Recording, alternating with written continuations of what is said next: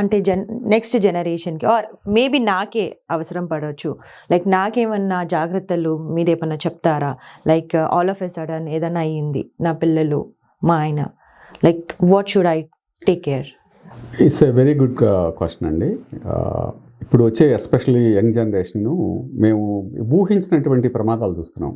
ఇప్పుడు right now we are 7 cases నడుస్తూ ఉన్నాయి. ఇప్పుడు ఈ 7 కేసుల్లో కూడా దరిదాపుగా 5 కేసులు all under 30 years old.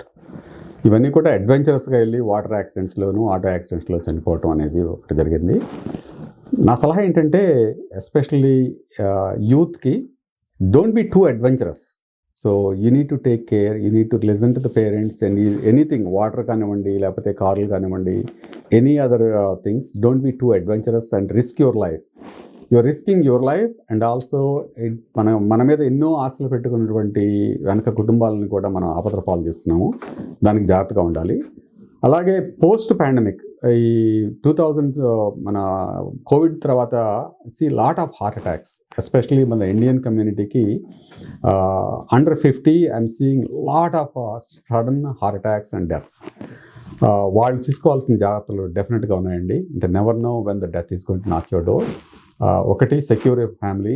Especially మీ పిల్లలు కనుక చిన్నవాళ్ళు అయితే you have to make sure you do your health checkups regularly and you change your habits to make sure you are strong, and also secure your life by making sure you have enough life insurances and other insurances needed are the most essential.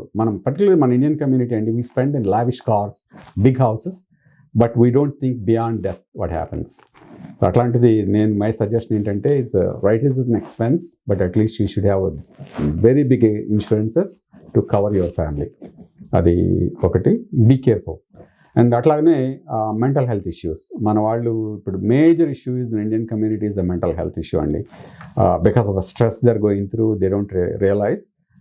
Mental health issue ఉన్నప్పుడు family కూడా సర్ది చెప్పడానికి ప్రయత్నించొద్దు. ఎందుకంటే మనది కాని ప్రదేశంలో ఏమాత్రం ఆపద పాలైనా కానీ అది చాలా కష్టం. అందుకని మీరు వెంటనే either you bring them back to India, especially students కనుకైతే take them back to India, లేదంటే you console them and make sure they get the right treatment in right time. లేకపోతే మాత్రం ఇప్పుడు నేను చూస్తున్నాను అండి, దాదాపుగా ఇంకా మేము సాల్వ్ చేయని కేసుల్లో 4 జైల్లో ఉన్న కేసులు 4 ఉన్నాయి. మెంటల్ హెల్త్ ఫెసిలిటీస్లో ఉన్న కేసులు 5-6 ఉన్నాయి. అవి it takes time. Unfortunately HIPAA regulations ఇట్లాంటివి ఉన్నప్పుడు ఇట్స్ నాట్ ఈజీ.